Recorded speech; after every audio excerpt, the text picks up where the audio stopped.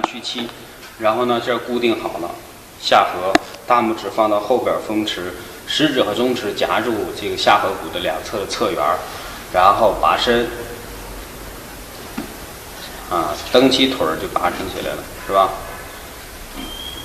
向前、向后、向左、向右，是吧？旋转，拔伸旋转。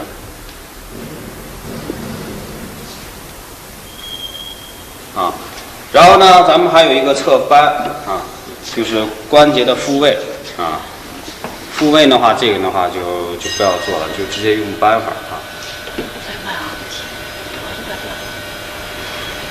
这就属于关节复位的一个手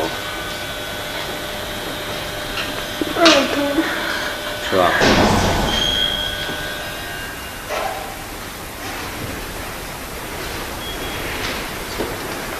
低头是吧？想了几声，跟想了好几声这快掉了都。然后再把这个椎体每个椎体这儿推一推，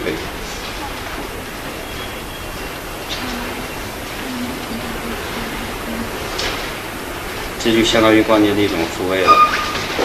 最后呢，再用侧扳法。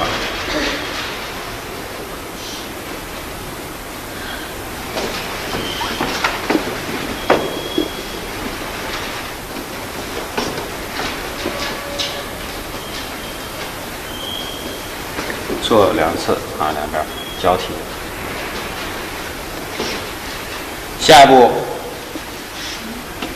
直接是侧扳法完了是什么呀？擦督脉就结束。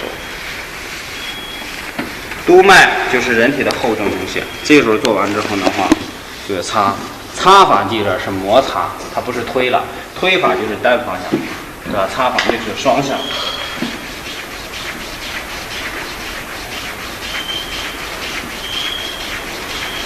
热了吗？